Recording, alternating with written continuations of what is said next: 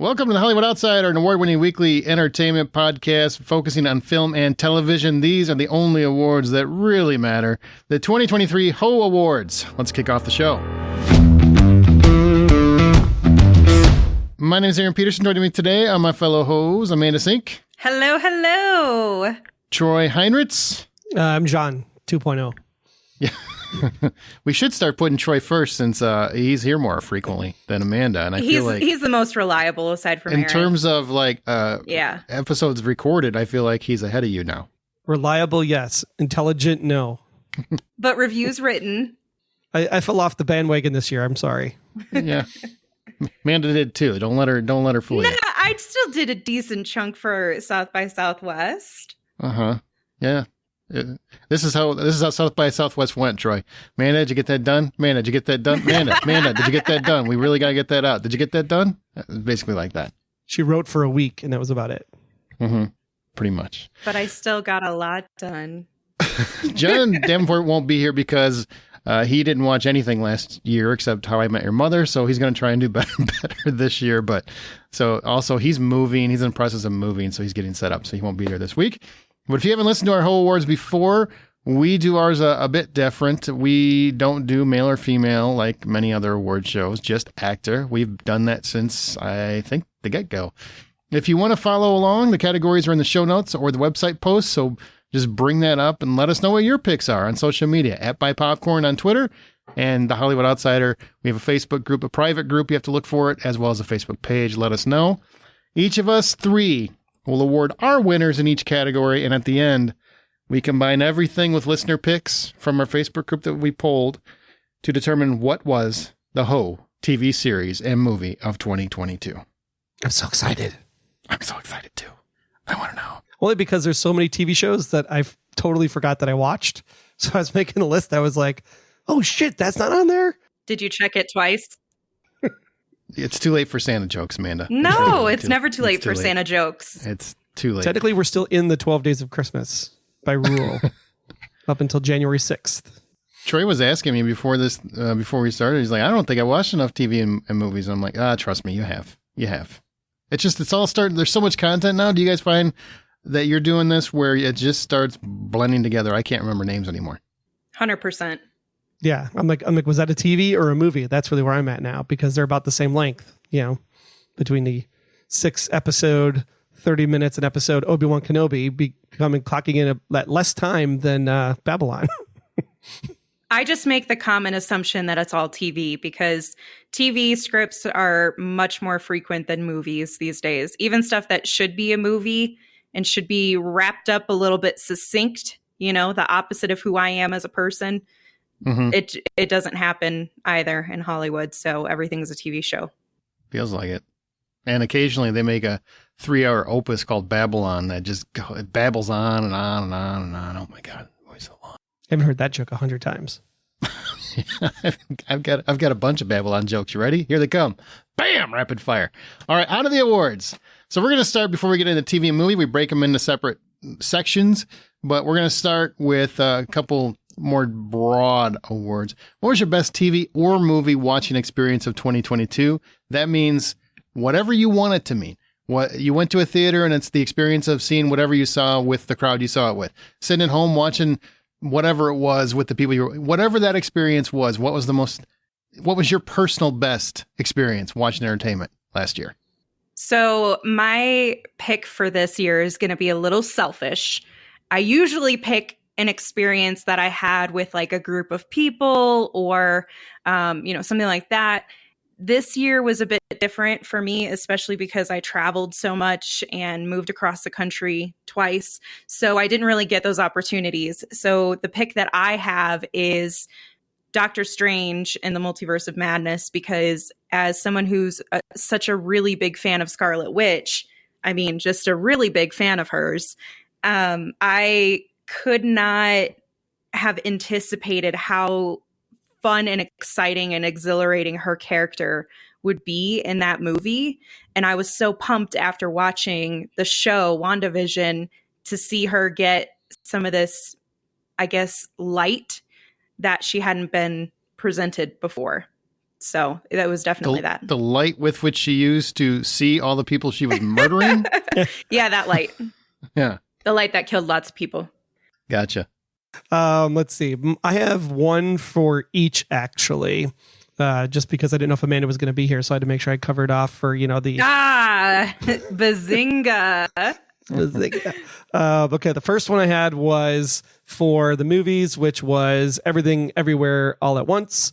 I was watching this with my 14-year-old on my left, and I was watching it with my wife on my right. And the butt plug scene, as we'll call it, watching my son laugh hysterically at the butt plug scene on one side, and then having my wife sit there in horror. She's like, oh my God, what kind of conversations I'm going to have in the van when I go home today? Great ones. Can I hear a little bit about how you went through that parenting experience and explain that just for the listeners? Son, what's the sound go? I told them it's basically like, when you play video games, it's like a power up. Up your ass. Yeah. And then for TV side, we had a group of people that actually sit right back here, and we watched the This Is Us final season as a group of us, which I thought was really fun. That's cool. And you guys did that regularly, right? Every week for every episode of the entire final season. That's really cool. That is very cool. We'll be doing that again, hopefully on January 15th, when one of the greatest video games of all time becomes a television show, and it's going to be amazing. The Last of Us. We'll be talking more about that in, I'm sure, upcoming episodes. But I'm sure we'll talk about it so much that Aaron won't even watch it, just like my number one. I'm going to watch it. Year. I'm watching it. I am watching it. Because you never finished the game. I finished the story of the game. Okay. It's all on YouTube. So I didn't finish. You Googled it? You were like, no, I watched it. No, I watched the whole ending. He watched the HBO miniseries already, basically. Yeah, essentially. It's got an awesome ending. I will give it that. I was halfway through the game and I just got tired of the clickers. I couldn't handle them anymore. Clickers. My best movie or TV experience was, it wasn't the best movie I saw, but I had my first experience with 4DX, and I saw Jurassic World. That sounds like an Dominion. Interesting experience, actually. It was fantastic. Especially for your first time. I feel like you're making that about butt plugs. But no, I saw Jurassic World Dominion in 4DX with the whole, it sprays wind on you, water on you. The chair is like an amusement park ride. It's like you're on a roller coaster, and it's just nonstop. And everything that happened had an emotion, had a feeling. Like, it just really, really just created an entirely different experience. And that was just insane to do that. I didn't get to see it, Top Gun Maverick in that, which would have been phenomenal, but I still got to see something in 4DX, which I highly recommend. There aren't that many of those theaters around, but if you can get to one, see something fun in that. All right. Most personal discussion creating TV or movie news item of 2022.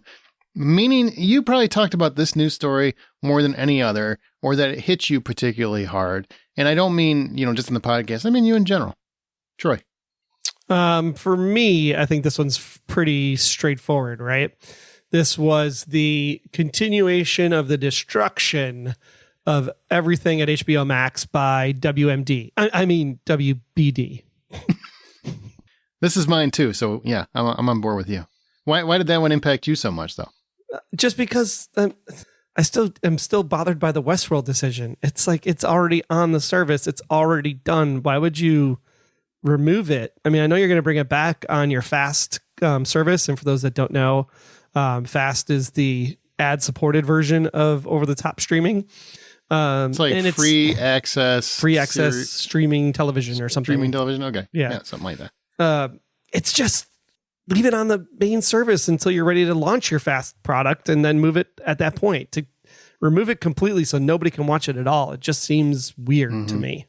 I went and bought it again. So I got all 4 seasons because God knows when I'll ever see them again, otherwise. So I wanted to make sure I had them. Doesn't it kind of piss you off Evan in with 4K. Netflix that they don't 4K. do it? Does it piss me off that Netflix doesn't do that? Yeah, or were you? Because there are so many really good shows. Like, even think about Cobra Kai at this point. If they Yeah. were to pull it, if they were to pull that same stunt, we'd be without that. And so many really great shows. Stranger Things is just another example where Well, we'd be without that stuff. they've done some physical because I have Stranger Things seasons 1 and 2 on Blu-ray, but I don't have 3 and I don't think 4 is out yet. But I'm going to get those as well because I worry about that. So yeah, I think the idea of that just something you love disappearing irritates the crap out of me. That's why I've always bought physical media. And if anything, I will tell you the reason why this story impacted me the most is because it reminded me, don't get too attached to things because you never know if you're going to get them, especially if David Zaslav's involved because he just likes to They just got rid of, I think, 14 seasons of Looney Tunes cartoons. Like 248. What? Oh, yeah. John's going to have a seizure when he hears about this. But yeah, they just keep taking stuff off. That's why I'm a huge believer and proponent in physical media. Buy as much as you want. Get the digital copy if you want. So you've got that digital version. So it's easier because I know, God knows, people don't want to put a disc in a tray anymore. But I like having physical media and I'm not getting rid of it until it's not supported anymore. You know what I mean? So the things I love, if it's something I can buy, I will buy it. Although I might wait 6 months so I can get it cheap. Rabbit season, duck season, rabbit season. Me? Amanda, what about you? What was your biggest story? You guys know that I shouldn't say one of my all-time favorite movies, but a movie that I really, really love because it's one of my favorite books is Perks of Being a Wallflower. And that's where I first saw Ezra Miller. And I had a lot of affection and adoration for him as an actor, as a person. He just seemed like, up until 2022, he seemed like a decent guy. And just that continual news. And also, I think it wasn't even just the fact that he was out there being a real asshole, because he was, but it was the combination of that and the fact that with all of these changes that WBDZQRT had in 2022, they didn't make like a real, I don't know, they should have just had a conversation and been like, hey guys, this seems like bad PR. Let's just swap him out with somebody else and scrap the movie. Because at that point, it's so tainted and so just like gross at some point where you're like, I don't even want to support this guy because he just continually, it's different from some other actors who've done like really horrible things. And I understand that, but he was still just being like a really awful person. And I know he had mental health issues with it, but there's still like no accountability for him to get treatment and do better and be better. It was just like, we'll scrap everything in the world except for this very problematic piece. And that news just like continued to fester and so many things continue to happen. And I felt like we're not really addressing this. Yeah. Ezra Miller is a conundrum of a riddle. I don't know what the right solution to that is. They have so much money in that I mean, I feel like, I don't know. It's almost salvageable because he hasn't been convicted of any crimes as of right now. There's probably ways that he can, I mean, he's seeking help and that's always the out that Hollywood provides. I don't know. I don't know what the right answer is. I really don't. But it's a tragedy all around. And I liked him as the Flash. I've liked him as an actor. I just haven't liked anything about him as a person. You know what I mean? So unfortunately, that's a downside of fame at a very young age. And for some people, just any age. Sad times. It is very sad. Well, let's turn it up. So what was your favorite line from either movie or TV in 2022? I could tell you mine. Mine was very simple because it stuck with me the second I heard it. And I've loved it. I want to get it on a t-shirt. It's from Glass Onion when Benoit Blanc says, "It's a dangerous thing to mistake speaking without thought for speaking the truth." And boy, if that's not a commentary on the world today, I don't know. Hell yeah. Yeah. Preach it, Benoit. Benoit. All right. What say you guys? Mine is from Wednesday because I just absolutely adored that movie and Jenna Ortega. And that show? It's not a show. I'm sorry, I know it feels like a movie. I'm sorry. Yeah. It's a TV show. It's a TV show. It's one of those days. She says, I know I'm stubborn, single-minded, and obsessive, but those are all traits of great writers and serial killers. And I just think that I don't know, I think it's really funny and quirky and relatable, but her delivery is so goddamn on point every time. Mm-hmm. Always. Troy, what about you? Mine is from Cobra Kai, probably one of the best sequences in season 5 when LaRusso basically kicks the ass of the entire hockey team. And he had just gotten done explaining to Johnny some of Miyagi's wisdom. And then the fight ends and then LaRusso turns around and he's like, where the hell were you? And Johnny goes, oh, I took advice from Mr. Miyagi and no be here. Oh, that's right. No be here. I forgot. No be here. I forgot. That was a great one. Johnny Lawrence so wisdom. It was so good. All right, kids, we are going to move into TV. So now it's time for our television awards. Now, the only rules that we have is that it includes cable, streaming, regular, limited series, whatever. They all count here. The only rule is it had to have at least 3 new episodes in 2022, which I know makes Troy very happy on one particular show, but had to have at least 3 new episodes in 2022.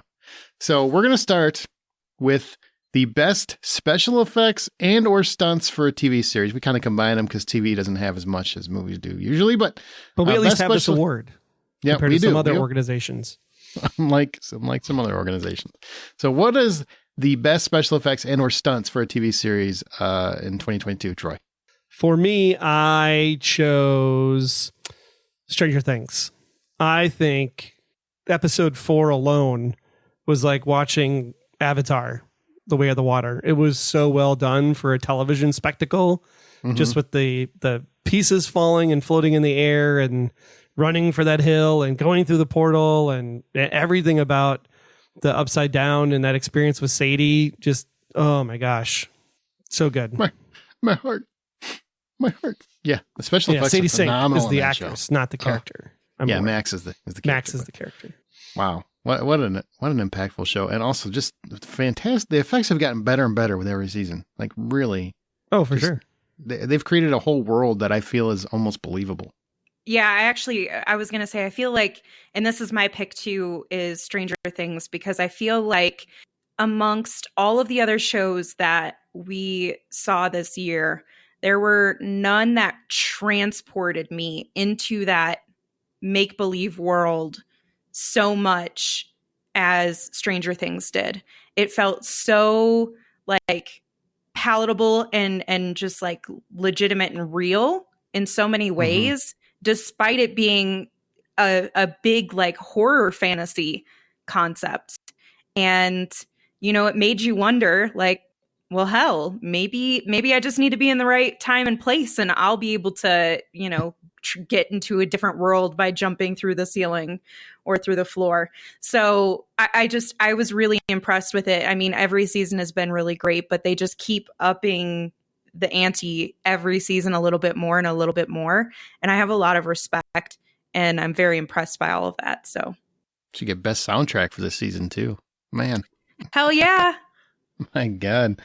I didn't even know, what's her name? Kate, you didn't know Kate Bush existed. I didn't know Kate Bush existed. I didn't. I was alive in the 80s. I didn't know she existed. Everybody's like, she was big in the 80s. I'm like, where?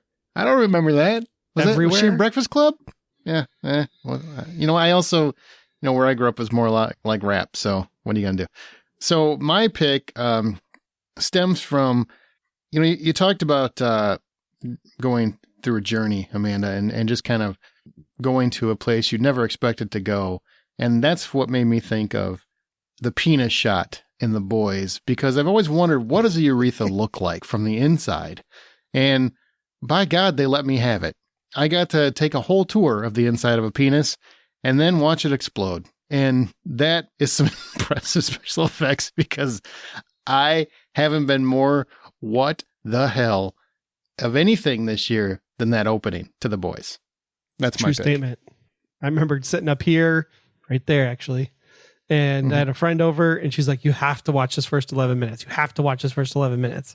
And so we're watching it. And I'm just like, oh my God, is that about to happen? Is what I think about to happen?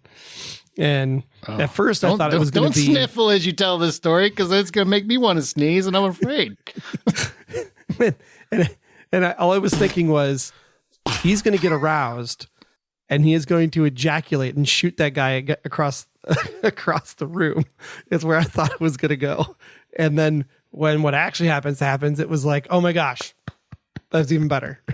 Best special effects. Obliterated. I was moved and terrified by that whole shot. Fantastic. Okay, best villain or badass. We kind of have a, it's whichever way you want to read it. Best villain or badass. Amanda? Mine comes from a show that I know you fellas love, and I love that you love it. It's from a good old show called Cobra Kai, and a man named Terry Silver. Oh, good pick. Yeah, he is. I love so much that the villains just kind of continue to go up and up. Like, it's a boss level increase from a video game every season. Mm-hmm. And I really didn't know how I'd feel about this Terry Silver storyline, but God damn, he's so good. He's so good. And he makes you feel like Johnny is just such, I don't know, so boring and basic in comparison to him, which so is basic. Funny because he's really cool, and he's a very cool badass. And in normal circumstances, like maybe season 1, he probably would have gotten this slot for me. But Terry Silver just really stole his thunder. Yeah, I was it's funny, and this is going to be my way of throwing an honorable mention, since it's the same one you picked, but mine was Wendy was dominating this category for me until Cobra Kai came out. Wendy and Ozark. And then that hoe. Yeah. Well, you love to hate her, right? You love to hate her. She played that great. But the one thing Cobra Kai has always been missing for me is a formidable adversary, because every time there was a fight with Kreese, I'm sorry, it was laughable. It was like, Martin Cove can't move that great. That's a stunt man. They basically have to cut to a younger guy to even have a real fight, playing him as a younger man. So he was never really, it was more, he was so campy and over the top. Terry Silver is campy, is over the top. I've always liked Thomas Ian Griffith. Extreme Measures is a fun movie. I was really hoping he would have been like the next Steven Seagal back when he came out, but it didn't work out. Whatever. But he's actually a black belt. So when he gets in a fight, he can actually kick the shit out of everybody on that show. Like, he legitimately could if he really wanted to. Not to mention the fact he's about, a foot taller than Ralph Macchio and quite a bit taller than Billy Zabka. So, he actually is imposing. And plus, he was just so fun to watch manipulate everybody else in the show. And he made a villain I love, where as opposed to a villain I just hate and he was a villain I love. Like, I don't want him to ever leave this show. Now I want him to find a way to work him back into every season until the show's done. Loved him. Mine is going to be none other than number 1 himself, Mr. Vecna. Really? I thought the storyline for that and the way that he was able to manipulate and get into people's heads, and just the way he moves across the screen, just everything about him just was like, this is the guy that we've been waiting for. Like, Mind Flayer. Didn't work out as well as I thought it was going to do in my head, but I think that just Vecna was so interesting for this entire show. And I'm glad that he's not completely gone for the 5th season, because I'd love to see what happens next. Well, it's got to be. He's the big bad until the biggest bad, right? That's got to be what Vecna is. Yeah, Vecna is basically going to go and blow up the world until 8 shows up and takes over. No, I'm just kidding. Could be. It could be 8. It could be bringing it back. But 11 could ultimately be a villain too. We just don't know how that's going to pan out yet. All right, best supporting actor of all of television. This means you get one choice. Best supporting actor, Troy. I'm going to make sure I got this one right this year, because I didn't understand supporting actor and best actor last year. No, you sure didn't. I put Julia Garner, obviously, for Ozark. Hell yes. That would be There's correct. no way that this could go to anybody else. I mean, she was like, Not Jason Sudeikis? fuck no. Okay, go ahead. Sorry. Julia Garner. No, I'm just the one scene alone. I mean, the one that everybody talks about from this final thing that you're gonna have to kill her. Like, you have to kill wait, her. hold on, because I'm going to talk about that moment. It's so good. It's so good. Like, if she wasn't on the map already, this definitely would have put her on the map. And Oh, absolutely. just completely amazing work. That's my That sounds- pick also. Okay. Well, But what you're do you want to talking talk about about it? You said you want to talk about it. No, not right now, because we have a thing where we're going to talk about our favorite moment. Spoiler alert. Oh, gotcha. Yeah. Well, so she's my pick as well. So it's a clean sweep. Julia Garner for Ozark. Holy shit. She That better never win happens. every goddamn award that exists. They better make an award for her. You're going to have to fucking kill me. She was So good. Oh my God. Okay, so best actor across all facets of television. There are over 500 scripted shows now? Something like that. It's a lot of actors to go through. And I had a really hard time with this because I really had like a 4 runner up. So, and I broke it down to one winner. Whew, it was very tough. My pick for best actor of television is Bill Hader as Barry. He is. Yeah, hey, bear with me here. He's emotional. He's funny. He's empathetic. He's dramatic. He's literally insane. He's erratic. He's psychopathic. He's obsessive. I mean, he's bonkers. Hader has to bounce like all over the place as Barry, and he's absolutely amazing in it. Why more people are not talking about his performance is beyond me. I understand season 3 wasn't probably the best season of the show, but it was still great. It's still a great season of television. And it all works and only works because of Bill Hader. One step out of his character, if he gets one little step wrong, the show falls like a deck of cards. And I honestly believe he is so much better of an actor than I think we have even yet to discover, because he's just astonished me with how many different ways he's playing the same character. It's a really good call. I haven't seen the newest season, but I've watched the previous 2, and he's so wonderful, and I love that show. He's a great director and a writer too. He's got one really just continuous shot in this season where he directed that. It's like a chase scene, but it's phenomenal. Like, it's one of the best things I've ever seen in television all year. Amazing. Sorry, Amanda, it's your turn. My pick is going to go to Jenna Ortega for Wednesday. She was in my top 4 for sure. She, I've been a really big fan of hers for a little while now, and seeing her transition between her role in X this year and her role in Wednesday is really kind of what solidified this for me, where I was just like, beyond the fact that it's already incredibly difficult to be compared to Christina Ricci's Wednesday Addams, that's like the iconic performance that you think of when it comes to Wednesday.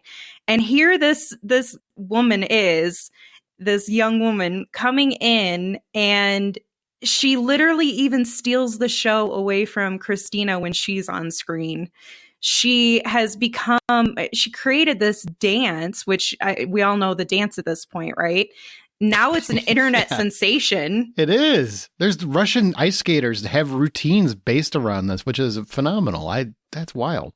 They have Russian ice skating based around. I put the link. Yeah, the link's on our Facebook. I'll send you the link after the show, but it's on our Facebook page and on Twitter for sure. There's a Russian ice skater who did a whole routine around Wednesday Addams, this whole dance. That's crazy. It was really crazy. cool. Yeah. But I mean, you have like teachers who are doing it in the middle of their classroom and getting recorded and going on TikTok. It's just become, it's so viral because she just has that personality that made people want to adopt it. And her energy in this character, her ability to, I guess, fill the shoes beyond even the expectations that I had set.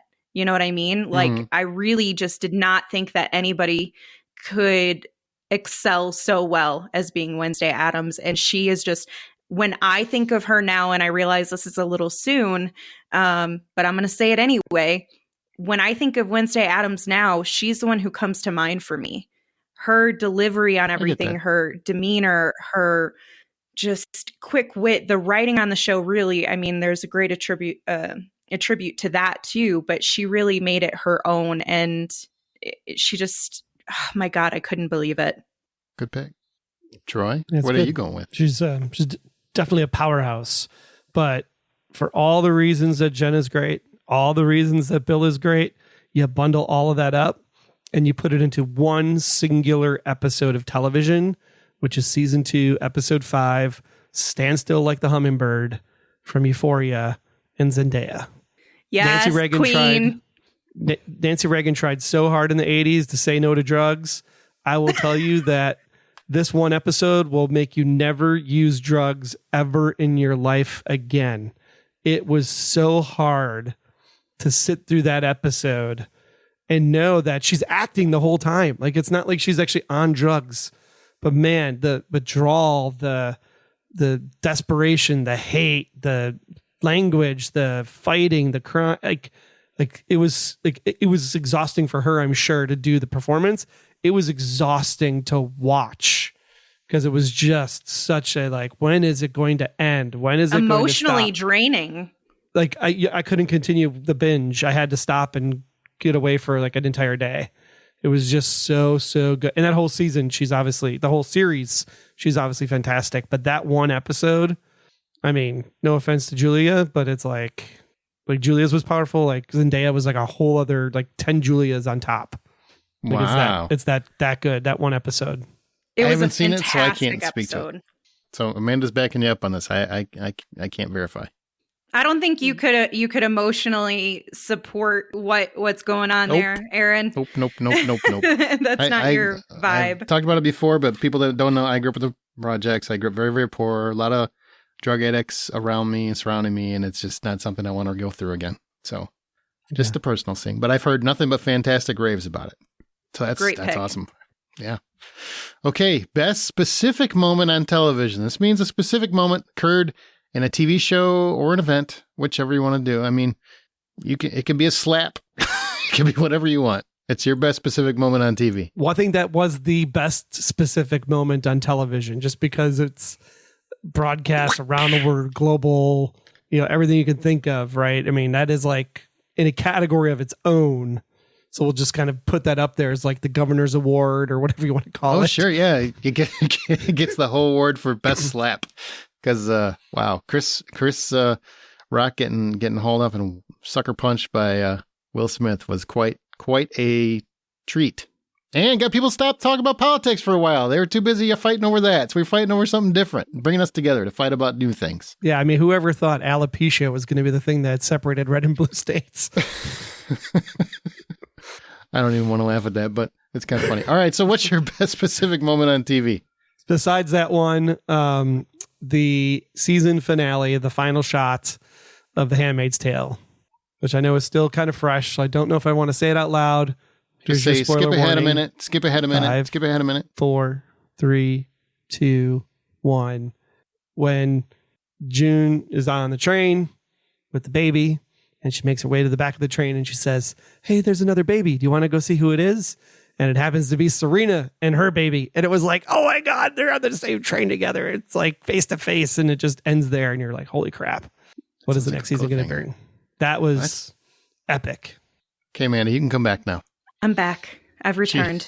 She had to leave. She didn't want to get spoiled by. I did not want to. Yeah, I haven't. Yeah. All right, so here's what happened, Amanda.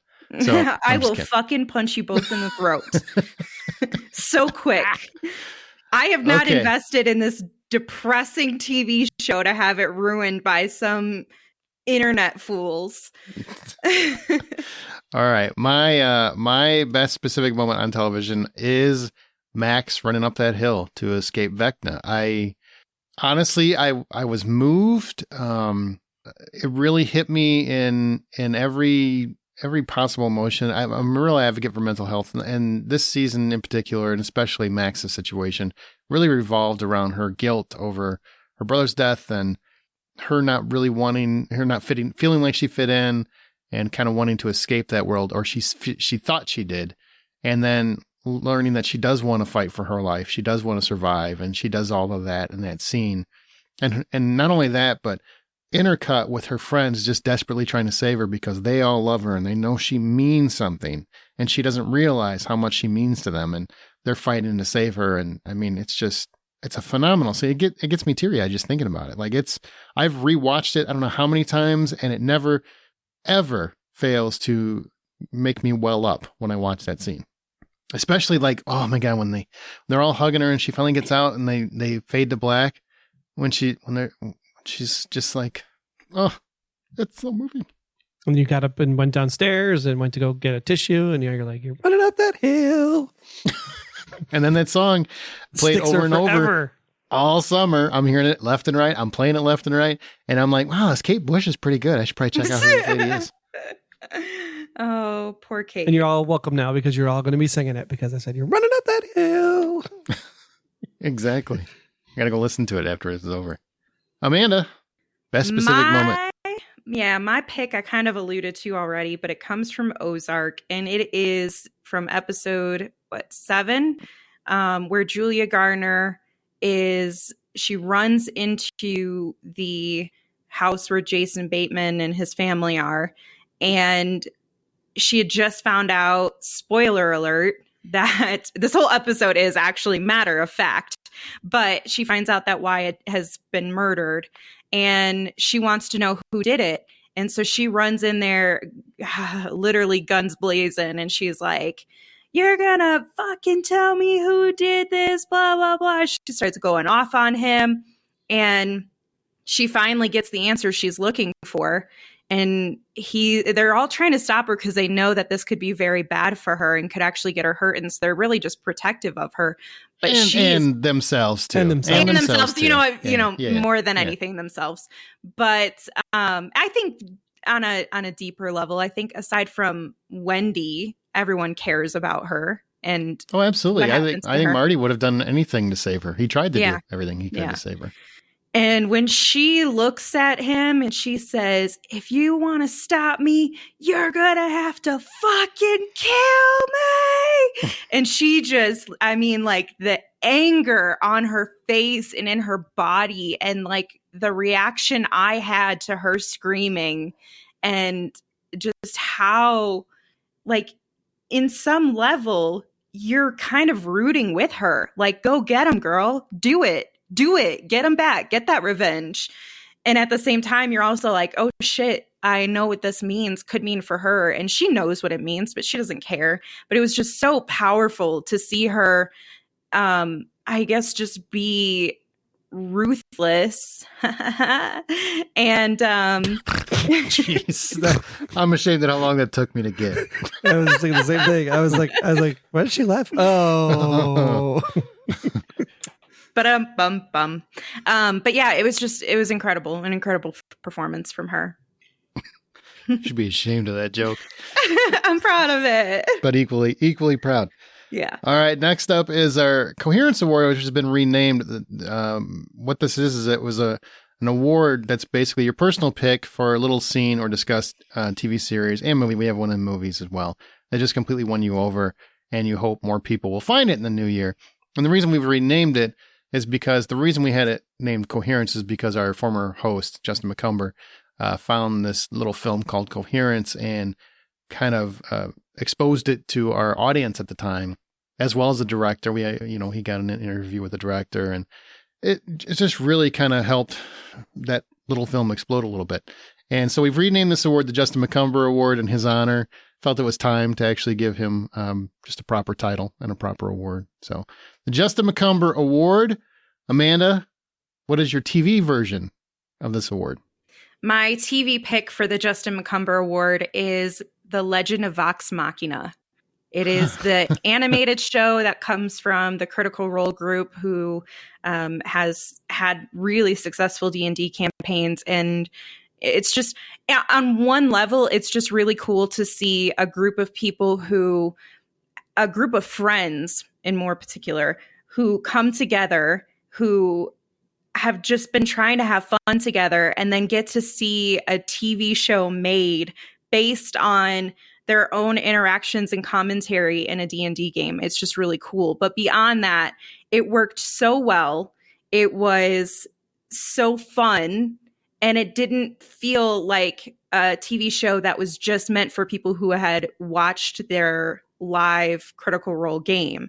It was simply just a show that you could buy into and have fun with, and the dialogue and humor in it was just so incredible. The writing was fantastic, but the visuals were really great too. And I wish more people would check it out, especially those who are into more fantasy type stories, Sure. because it's so fun and it's really hilarious. Definitely not kid appropriate though.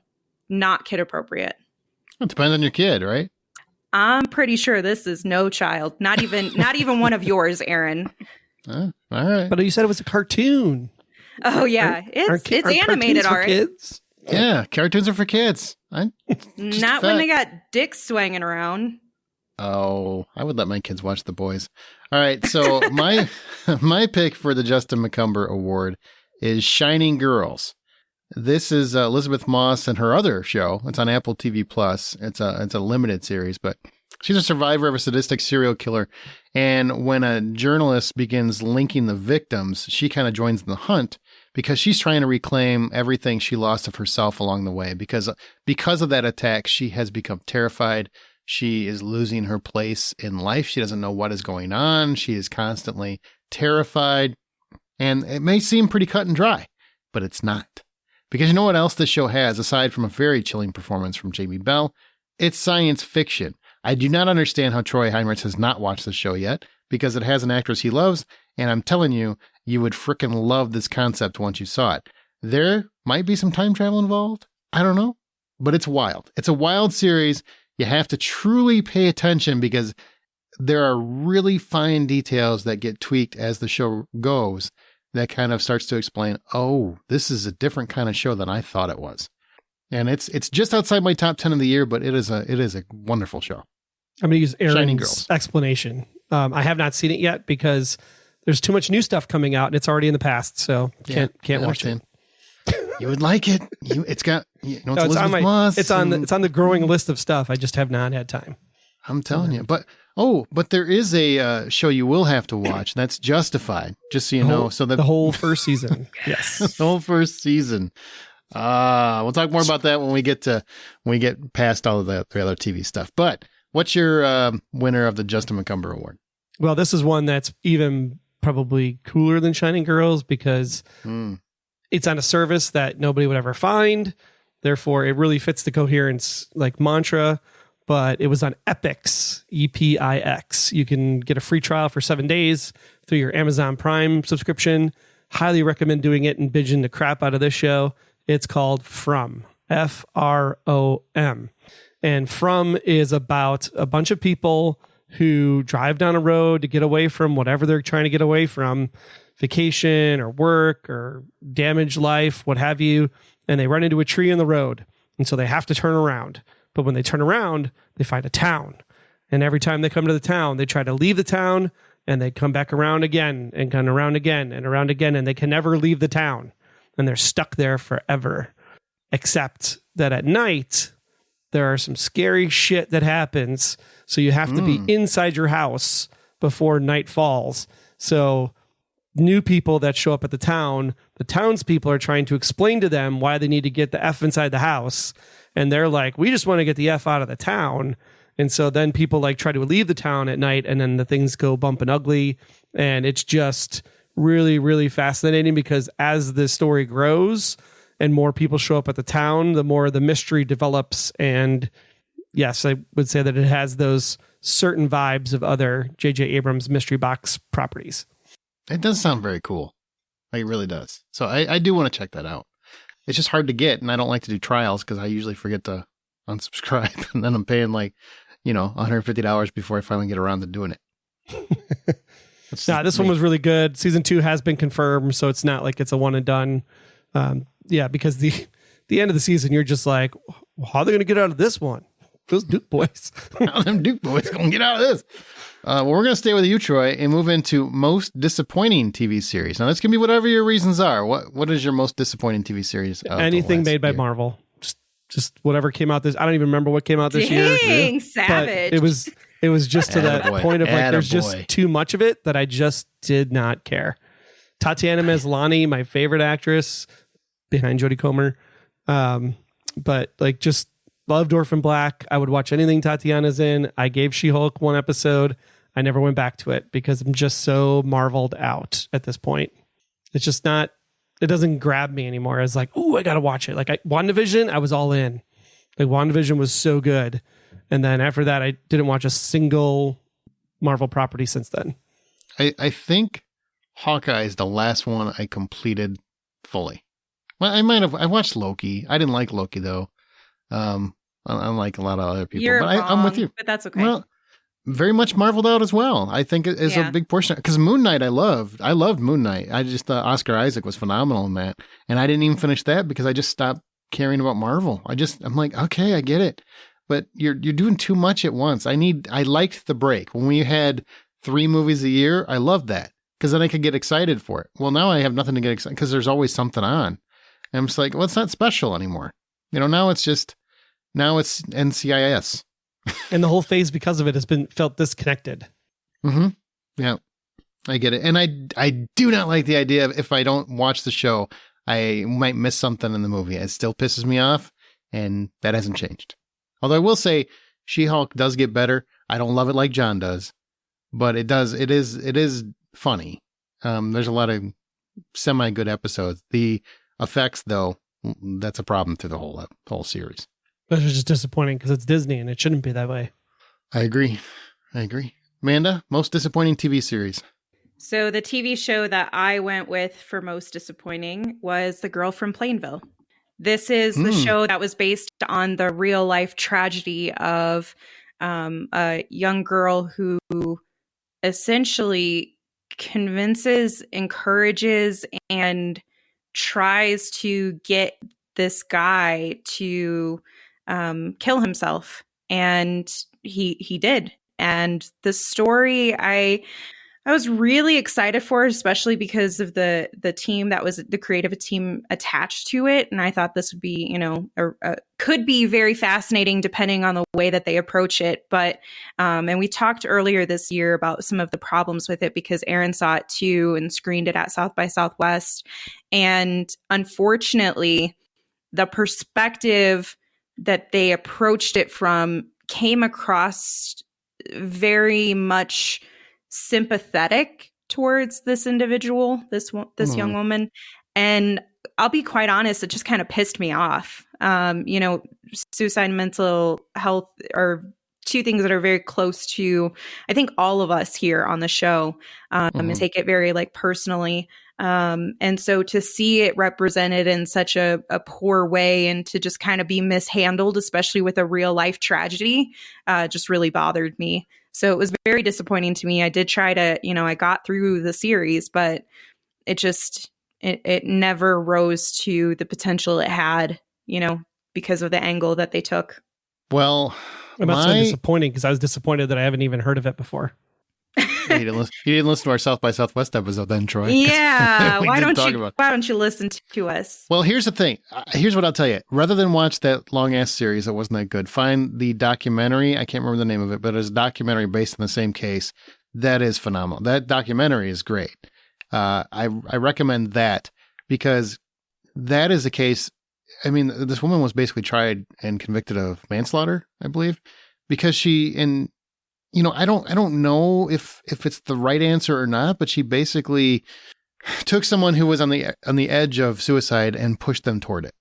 Is what she did, and intentionally did that. She also knew that it was happening when it was happening and did less than zero to try to help. Yeah. And that's up. Really, and the cover up that happened after that is where it becomes really just aggravating. And it's no longer something that you could say is accidental or that she had no part in. She clearly had a part in it. She clearly tried.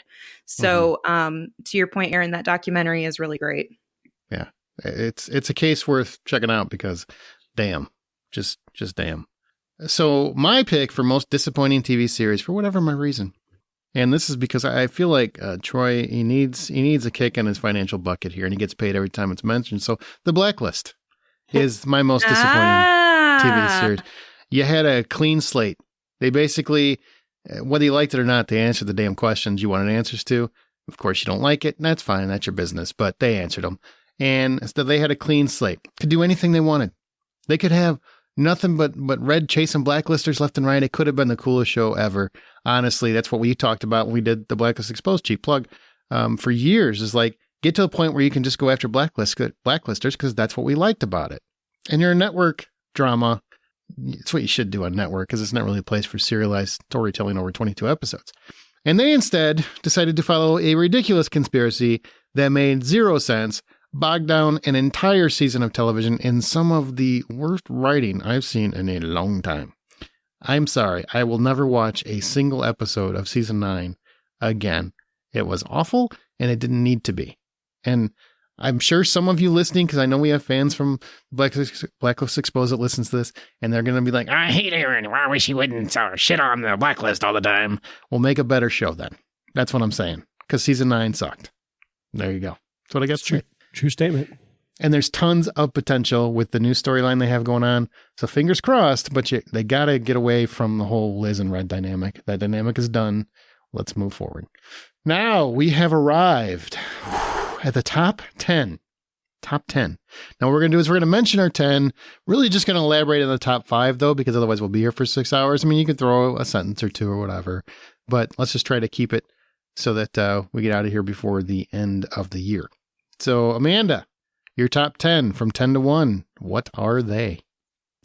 All right. Coming in at number 10 is The Bear. Coming in at number 9 is Dead to Me, which was had a really great finale. If you were a fan of it. So yeah, Christina Applegate, my goodness. Number 8, The Shining Girls. Oh, cool. Mm-hmm. Number 7, A League of Their Own. Shout out to the Rockford Peaches. Really? You liked it that much? I haven't heard anybody talk about that. Oh my God, I loved it. It was so good. And it was, I mean, sure, the story is really fun in terms of the baseball, but they really made a great trajectory for the characters because of the internal relationships that they had. And there's like a lesbian story. And so kind of how normalized they made that, but also, Rockford is my hometown. So it was really cool to see that on screen too. But yeah, I really, really love the show. I thought it was really great. Number 6, I have Cobra Kai. Number 5, House of the Dragon. Mm-hmm. Number 4, Stranger Things. Number 3, Ozark. Number 2, Legend of Vox Machina. And number 1, Wednesday. Number 1, huh? Yep. Wow. I thought it was exceptional. I thought it would be good. She's exceptional. She is exceptional. I thought it would be good, but I did not think that I would adore it so much where I would go back for a rewatch that quickly. So, was Ozark in there? Oh yeah, Ozark was number 3. 3. Okay, yeah. All right. I was sending Troy a message real quick, and I apologize. So I missed one. I know I heard Legend of how do you say that? Vox Machina.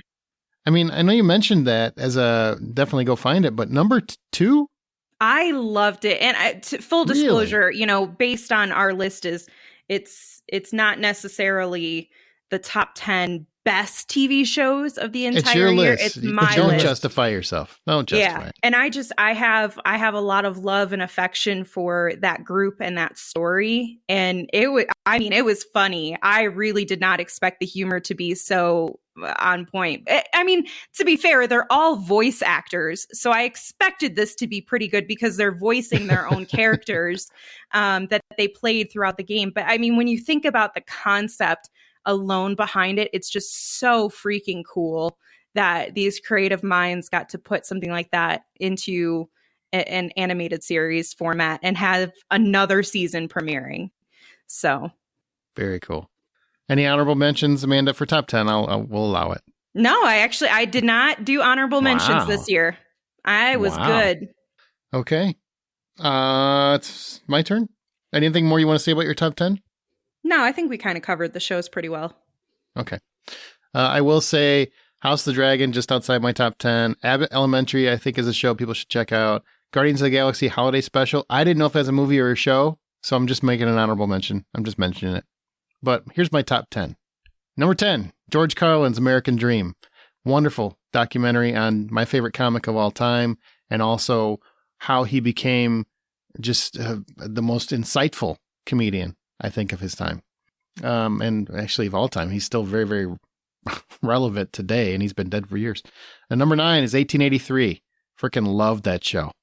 It's on Paramount Plus. Number 8, Barry, season 3. Loved Barry. God, go watch Barry if you've never seen it. It's on HBO Max. Check it out. Number 7, Cobra Kai, season 5. Another wonderful season. Kind of getting a little nervous because we still don't have a season 6 renewal announcement yet. I don't know what the problem is, but let's get on that so I can be a little less nervous. Number 6, Stranger Things, season 4. Wonderful season. It's hard to really have anything negative to say. In my opinion, I think the show kind of took a huge step forward narratively, presentation-wise, score-wise, acting-wise. I felt like everybody took everything to a different level. And I would make the argument that it wasn't really so much a series as it was a bunch of movies. So, whatever. It was still wonderful. But my top 5. Number 5 is a show that nobody's talking about. Really makes me sad because it's fantastic. It's called The English, and it stars Emily Blunt and Chasky Spencer. And what it is Emily Blunt is a woman from England who comes to America to hunt down the man that killed her child. And while she's got fire and grit, she needs help.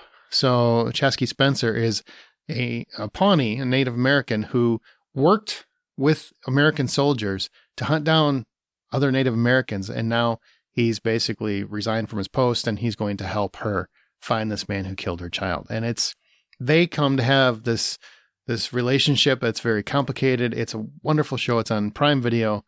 It's only 6 episodes. I freaking loved it. It has just a quite the change of course as the show goes. It's just, it might seem like a Western. It's not. It's a story about 2 people that have tragedies in their past. Then number 4 is Wednesday. I loved Wednesday. Binged it like nobody's business. I watched it twice, I think now, two and almost 3 times. I've rewatched that show. Love it. Jenna Ortega is everything. Everything about that show is great except for Luis Gomez. So he's just not good. That's a good call. I agree with it. Even though it was my number 1, I agree with you. That was the only disappointing part of the show. Yeah, Gomez is no good. He's got no charm. I don't care if he looks like the comic character. He doesn't have any panache. Number 3, Ozark season 4. I will say they made one choice in the show that was completely unnecessary, because I never in a million years believed that character would put herself in that specific situation that would lead to that. I thought it was kind of a weak moment in an otherwise great season. So, so I will forever thing where there was like no stakes. Yeah. I mean, I'm fine with the way it ended, except for one character's fate. And I don't want to spoil that, but that character, the whole series would never, ever put themselves in a situation that stupidly. So I just have a hard time with it. So number 2, Only Murders in the Building. It was my number 1 show last year. I forgot about that show. Oh my God. How do you forget? It's magic. I still haven't finished the 2nd season. I'm like halfway through it.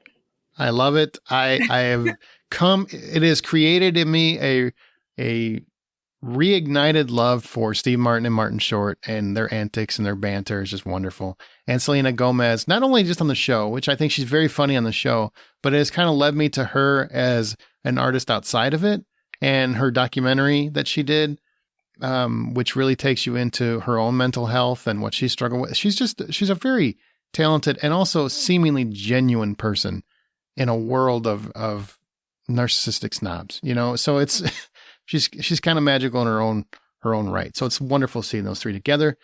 My number 1 And I know you're going to think, well, Aaron, it's because you did an interview with this guy and it went viral and it was huge. Oh, No. of course. No, it isn't that. It isn't because, we've got tens of thousands of views of me and Alan Richardson just hanging out, having a great time. It isn't because he called me back and wanted me to handle a panel for him when he came to Chicago to talk to veterans. It isn't because of that. It's because I freaking love Jack Reacher, the books. And as much as I like the movies, Tom Cruise was never Jack Reacher. Alan Richardson is freaking Jack Reacher. He embodies everything about that character. He understands that physical presence isn't just about beating the shit out of somebody. It's about having the ability to. But it's also about just walking into a room and commanding presence, which is what he does every time he's on frame. I was shocked he was as good as he was, because even though I found him charming in the interview, I'm like, I know this character back to front. I've read multiple books from the Jack Reacher series, and it's very specific, and he's so good looking, and Jack Reacher's not really a great looking guy, but man, he pulls it off. He pulls it off. He's magical. Reacher is my favorite show of the year because they finally brought what I love about the books to the show. It's a fun, pulpy crime action thriller. That's what it is. It's not meant to be deep. I don't want to hear about how it doesn't really get to the epitome of the human spirit. I don't give a shit. It's fun. And he beats the shit out of people wonderfully. Love it. Love it. That's on Prime Video. There you go. There's my 10. Troy? Very interesting top threes from both of you so far. Very against the crowd, it seems like. It's interesting. Okay. Number 10 for me was Westworld. And it only made the list because it has a fantastic final episode for a series finale. Because even though it wasn't a series, but even though it wasn't a series finale initially, it became a series finale and it works brilliantly. So Westworld made the spot at number 10. Ozark was at number 9. House of the Dragon was at number 8. Obi-Wan Kenobi coming in at number 7. Really? I really enjoyed the relationship between Obi-Wan and Princess Leia. I thought their chemistry was super fun, and the battles between Obi-Wan and Darth Vader, and getting the dark Darth Vader, and just that was just awesome. Were you excited that Hayden Christensen was back too? Were you excited about? He's like there for like 2 seconds. It's not a big deal. Like you don't really see Hayden Christensen. It's him in the suit. He did the suit work. Apparently, that's fine. It's still James Earl Jones's voice. I don't care. I know. Let's see, was that 10, 9, 8, 7, 6 was Severance. I watched it so fast, I don't even remember what happened. I just knew that I was like, oh my God, at the end. So I really need to go back and watch that again. Number 5. I need to finish that one. I do like that show, and I haven't gotten around. I can't watch that one with my wife. So you're going to love it. You're going to love it. It's so good. Number 5, Only Murders in the Building. Number 4 for me was The Rings of Power. So good. So good. Like you don't even know like how good. We've been like waiting for some of these visuals and places to be seen. The minute they go into one area in particular, you're just like, please let it be this. Please let it be this. And then when she says what it is, you're just like, yes, it's so good. Can I ask you a question? Yeah. I'm sorry. Finish your thought, and then I'll ask you. Oh, I was going to say. And then when you find out like who's who at the end of the first season, like mind blown, because you're so confused until the final minute, and then it's just like it clicks, and it's so well done how they do the reveal. Okay, so my question is, why do you think? And I know I still say horrible timing on Prime Video's part, 100%. Bringing this out when House of the Dragon wasn't going on at the same time. 100%. Bad plan. But Amazon Prime said that this did phenomenally well for their service. So do you think that the only reason why we didn't hear more about it, like on social media and stuff, is just because House of the Dragon was sucking up so much of the social media talk? Yeah. I mean, when you talk about, you have to be in the news cycle, and you have to be first, and you have to be ever present. And Game of Thrones was just so big of a brand that was all that was in the media that you saw, because in order to get to any Rings of Power, you had to search specifically for Rings of Power, which is going to be specifically mostly the nerds and the geeks and the Tolkienites and whatever else you want to call yourselves. And they're talking in their circles, most likely. They're talking on deep-seated Tolkien websites with deep-seated Middle-earth mythology. They're not out in the zeitgeist with everything else with Twitter and Facebook. But if you're any kind of respect for Tolkien and Middle-earth, like Rings of Power is, yes, Galadriel is not as awesome as she is, in the show. She's not a warrior in the books or whatever, but you have to do some stuff to spice TV up sometimes. Mm-hmm. But when you understand who the characters are and the history and the legacy and how it works towards the future, it's just so well done that these are stories that have been meant to be. This is what Star Wars should be doing. Go back to the beginning. Go back to the High Republic. Go back to Darth Plagueis. Give me those stories, because those would be interesting. That's why Rings of Power was so good. Yeah, absolutely. Okay, that was number 4. Number after that one would be Stranger Things at number 3. Mm-hmm. Number 2, because I am just freaking impressed every season how they're able to pull characters from the past and make a story work. Including Daniel LaRusso's girlfriend from Karate Kid 3. Like, just shows up out of nowhere. I mean, I'm telling you, Cobra Kai, if you haven't been watching it, this is the show to watch because it's just so good. If you liked any of the Karate Kid movies in the 80s, you have to watch Cobra Kai at number 2. Yeah. But I'm sure you all know what my number 1 show was this year.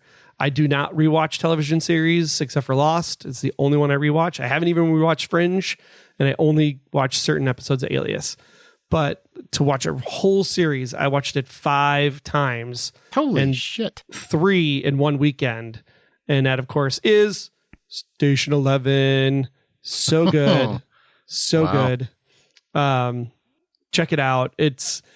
I think what Station 11 did was come on at the right moment, coming out of the pandemic. We're finally through that second dark winter, and it just starts with, depression, anxiety, pandemic, and it leads to, at the end, to a place of hope and a place of care and a place of reconnection.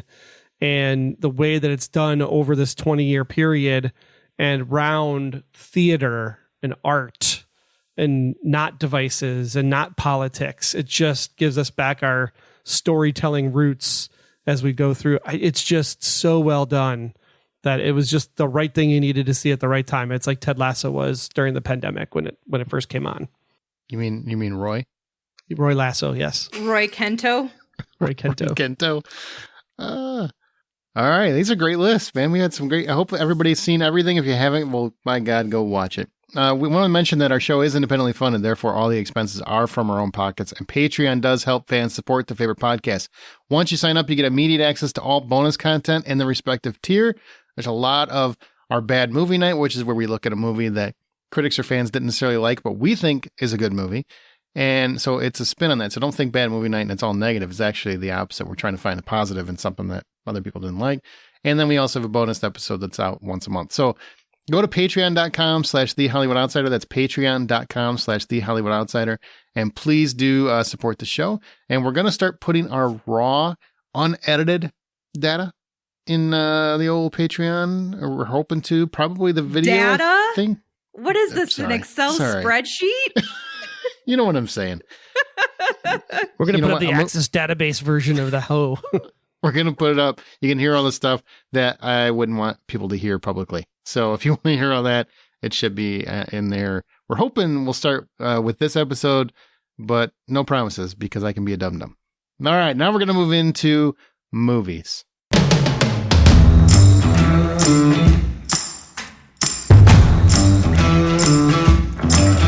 It's movie time. Now, these are movies that include anything on video on demand, streaming channels. As long as the film released new in 2022, it counts toward this award. Okay? All right. We're starting with the best use of a worn-out movie cliche or plot. Troy? This goes to Avatar, The Way of the Water, because they had the best use of every plot of every movie ever used previously. There was a little Titanic. There's a little Jaws.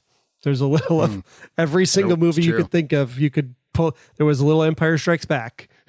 I mean, it's just like how we waited 13 years to watch the stuff that we've already seen 1,000 times. I don't know, but it works. So kudos to you, James Cameron, for doing absolutely nothing except coloring the background. It is like a coloring book, a script. That's what it is. Give me the pink crayon. Okay. Blue. More blue. And by the way, your graphic, Troy has a graphic for the video of this. He has a typo in it. And it says warn. Like, warn you. I will warn you of these cliches as opposed to worn out. Which is funny. All right, Amanda, what's your best use of a worn out cliche or plot? So I used, or I chose, sexually charged teenagers getting murdered in X. Okay. How did they do that better than other? Okay. So I wouldn't say that it's the best thing that's ever happened in terms of this cliche, but I'm a little resistant to some of these horror movies that kind of go back to the same wheel over and over again and try to turn the same things out. But I still felt like X was a little bit different. It had a different take to it.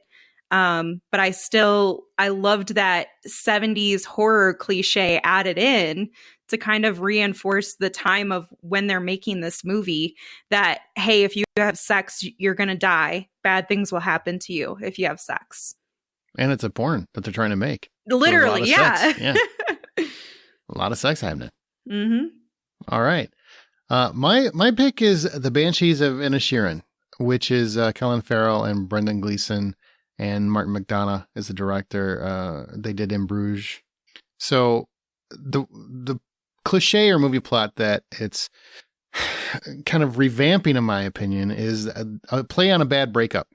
One day, Colin Farrell is told by his best friend that he no longer wants to hang out with him. I mean, it's really abrupt, too. He just that's how the movie starts. His best friend says, I do not want to hang out with you anymore. Get away from me. And it's really kind of cold. And Colin Farrell just can't accept it. He really, really struggles with it. And to me, it feels like the movie is director Martin McDonagh's way of crafting a film that kind of showed men what it's like to be ghosted in a relationship. You know, Farrell is absolutely obsessed with why his friend no longer wants to hang out with him. He can't understand it. He feels like there's got to be a reason. He did something. And sometimes people just grow apart for whatever reason. And it's kind of a brutal film because as it goes, it gets darker and darker, and then some crazy shit happens, and it kind of keeps it from being as amazing as I thought it could have been. But it's still a very, very good film. And it shows how it affects the person who is left, as well as the person that is trying to leave. Like, they might not necessarily be wrong either. So it's an interesting dynamic and a real kind of dissection of a bad breakup is the way I looked at it. It's on HBO Max if people want to watch it, by the way. Today. It might not be there tomorrow. Yeah, the time we're recording this, it's there. All right, best physical effects or stunts. Amanda, physical. Let's get physical. Let's get physical on Bullet Train. You like them fight scenes, did you? Yeah, it was cool. There was one scene in particular towards the end of the movie that I was like, holy crap, that was fun. And I don't want to say too much, but there's somebody gets a weapon through their head. Okay. And so if you've seen it and you know what I'm talking about, it was a really cool moment. But the entire movie has tons of really fun stunts. And I actually just recently watched this one because I wanted to make sure I got it in before the end of the year for this awards show. And it totally takes the cake for me. That's a good one. Troy? I did not show up sick to work because I concur with Amanda's choice. Yeah. With Bullet Train? You're with Bullet Train? I have 2 words. Water bottle. That's funny. And Aaron Taylor Johnson, and now they're talking about he might be in the running for James Bond. I wouldn't have bought it before this movie. I buy it after that movie. For sure. Yeah. For sure. Yeah. I do too. So good. So good. My pick is Top Gun Maverick. I just, the jet scenes, the flight scene, I mean, all that stuff is just fantastic to watch and behold. And those pilots are amazing. I know there's a lot of digital stuff in there too, but a lot of that is practical. A lot of that is practical. And just getting to relive that, even honestly, even that football game, the oiled up football game, I think that counts too. And that was worth watching. So I don't know if that makes me gay, but it could. It's all right if it does. At least makes me intrigued. All right. Best use of CGI in any film. Best use of CGI in any film. Troy? Oh, I mean, is it really a contest this year? I mean, Avatar. I think it's a contest between two films, but you go with yours and I'll explain. Yeah, Avatar: Way of the Water for sure. I mean, like, I couldn't tell where the CGI started and where the real life began, if there even was real life to begin with in the first place, except for Spider. Spider was definitely human. Yeah, but I start to question whether or not did they actually CGI him in as well. I got a feeling they probably will in the future. I do. I know that he said they have his body model, and I'm like, well, that just sounds unfortunate. I don't know if that sounds kosher, but I will agree with you. Avatar: The Way of Water, best special effects we can probably agree we've seen in a movie in a long time, probably ever. But I'm going to say this: best use of CGI. Have you guys seen RRR? No. Okay, it's an Indian film. It is the most batshit crazy thing I've ever seen in my life. And they use special effects to a ridiculous degree. So while I will give the award to Avatar, I will concede the effects are the best in Avatar. They are the most entertaining in RRR. It's just who thought of this? It's a world of imagination. You would really, really, I think you would enjoy it, except the movie is super long. So you can't watch it at 2x speed. But it's something that I recommend everybody check out. The effects are phenomenal. So obviously Avatar has to take it, but I do wonder how y'all may feel about Turning Red. The Pixar animation? Yeah. I'm turning red thinking about that movie.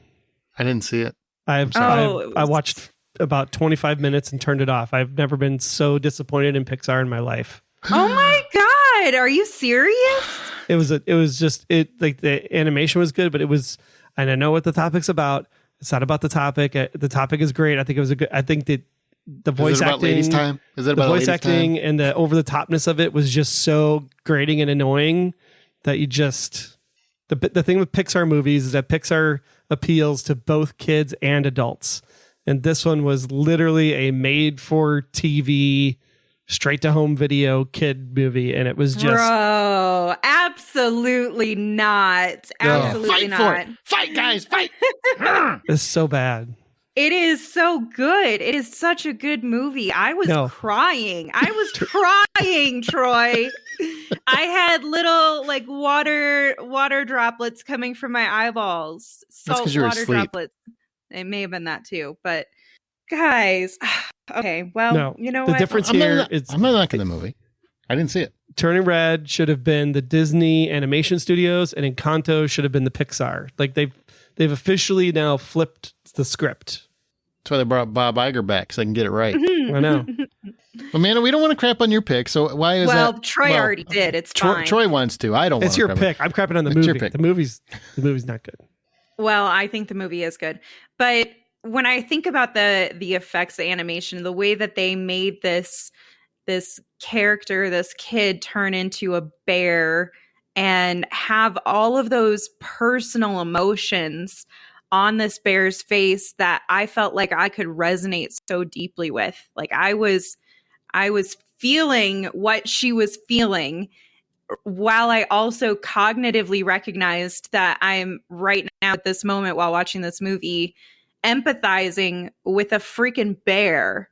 And I just feel like when you have animation that is that powerful, that makes you connect with the character, and a character that isn't even human at that point, I feel like that's just really powerful and good stuff. By no means am I saying that it's the best of all of the options, especially when you consider James Cameron's Avatar, but it was still really great to me. And I felt like it was something that I would have loved to see when I was growing up. and have that. I suppose, yeah, because you just missed it, because there was a person that we cared about that was a human being dealing with emotions and this teenage angst and turning into a furry creature called Teen Wolf. So I've seen the story before. No. Lord. Wow. Also, I also saw a Pixar movie where a human turned into a bear and you felt emotion and connection to it very strongly, and that was called Brave. So there's nothing original about this movie other than he's taking this one to heart, Amanda. He's like, no, I'm not going to let you have this one. Just wait till I get to my most disappointing movie of this year, Troy, and I'm fucking coming for you. Jesus. Just wait. All right. Best villain or badass? Put him up. Best villain or badass? I get to go first on this one. I never thought I'd struggle between Viola Davis and Art the Clown, but here we are. And oh my God. I'm giving this award to Art the Clown. Now, I want to preface this with, I don't think Terrifier 2 is a fantastic movie. I think it has really interesting ideas. The gore's great. It's a half hour to 45 minutes too long. But I will say that I had never seen the first Terrifier, and I watched that one, and then I watched this one. And he became a character that really, really stuck out to me because of the way that he's performed. And, you know, I know, Amanda, you saw Terrifier 2, didn't you? Didn't you see it? I saw the first and the second, yeah. Okay. Now, you were not a fan at all, correct? I mean, I don't really feel like I'm a big fan of Art the Clown. There's some of the movies, both of them, that I think have merit and, you know, good concept behind. But yeah, there was so much of it where it was like, what's the purpose? It just felt like we're going to just put as much gore on screen as possible just so we can say we have. Yeah. Yeah. And that's the case. And I think Lauren Lavera is a wonderful final girl. I think she was kind of badass. But there's something in kind of the almost playfulness that David Howard Thornton, who plays Art the Clown here, how he does his performances and how he'll be menacing and then he's actually laughing at the horrific things he's doing. Yeah. And it just really, really stood out to me and stuck with me. And long after I saw the film, I was still kind of like, oh, that's a really cool character. And I don't love the movie, but there's so much more I could see them doing with that character. Like, it just really became a character that captivated my imagination. So that's why he stuck with me. Troy. All right. Mine is going to be more recent, but it is Julian Slowik in The Menu. Really? Yeah. That's an interesting pick. I think for villain, it's about, you know, he believes strongly in what he's doing to be right, even when he's wrong. And just the way that the movie ends, I thought it was just a fantastic moment for Julian and how he connects, you know, with himself, and then obviously finishes with his master art piece at the end. It's just such a crazy movie to begin with, and how it all goes down. But I was entertained by Julian the entire time. It's a great performance. That's a good pick. Mine is, I mean, you guys should be able to guess it at this point, but it's Scarlet Witch from Doctor Strange, Elizabeth Olsen's. You know, I thought that, and this, I think she does fit here, whether you think she's a villain or a badass. She's definitely a villain of some story. And Elizabeth Olsen was just so freaking incredible in her performance, where, you know, she goes from angry to vengeful to sad to, you know, just this very complex, wide range of emotions that she can shift literally from one to another in the same scene, you know, in the same shot. Mm-hmm. And so I absolutely adore her, and her bringing this character to life in the way that she did felt so authentic, and it felt like a really great tribute to that character. And so I have a tremendous accolades that I put forward to Miss Olsen. It's a good pick. Nothing to complain about there. Okay. Best supporting actor. Across the board. Movies across the board, Amanda. Best supporting actor. So I need you guys to just hang tight because I'm going to shock you. Mm-hmm. This one comes from a movie you guys would never expect to be in or around my top 10. Spoiler alert. Mm-hmm. And the movie is Top Gun Maverick. And the actor is Glenn Powell. Oh, you're lucky. Hangman. Because you almost got booted from the whole show. Because if you would have said Miles Teller, get the frack out. Just get out. All right. I'm fired. All right, no. Glenn Powell. I love Glenn Powell. Let's go. Hangman. He was so great. Oh my God, he was so fun. He was witty. He brought that character to life. He brought that movie to another level just by his presence. And oh my God, I just felt like he was such an incredible asset to it. I still love so much that they created this for him because they knew that he was such a talented actor that they had to give him something. So yeah, I definitely put him as my best supporting actor. Go find Everybody Wants Some, I think is the name of the movie. Oh yeah, yeah. Have you seen that? Yeah. He's so good in that. He's so good. Yes. So my pick, okay. Everything Everywhere All at Once is a wonderful movie. And Ke Kwan, who was Short Round in one of my personal favorite Indiana Jones movie. But he plays Wayman Wang. And I was so happy to see him back. But then I watch his performance and I'm moved. And for reasons I didn't quite expect. And it's that his character is nothing but kindness. And I think there's something very understated about the need for genuine kindness in the world. Wayman isn't a magical character just because he kicks ass, which he does. He kicks a lot of ass. He does his own stunts. He did stunt choreography, if you didn't know. Ke Kwan is actually a very talented martial artist. But because through every tribulation, he always does the right thing for his family. And I totally understand that. I understand this character from start to finish. I believed in his performance. He's selfless. He's decent. He's loyal. He's honest. And most of all, he's kind. And that is what I think just comes shining through everything he does in this movie. And also, he is the absolute heart of the entire film. That's my pick. A tremendous 100%. Pick. 100%. Well, this category was very controversial last year. So I thought I would keep the theme going. With supporting actors. And I feel that after the complete oversight of Caesar and the underrepresentation of animals in these characters, that the best supporting actor of 2022 goes to Payakin, the Tatum. The whale? The whale. Or not whale? The space whale? The space whale. The space whale. Are you serious? The space whale is the space whale is the only reason I survived Avatar: Way of the Water. That movie has such a horrible, horrible story that I've seen 1,000 times.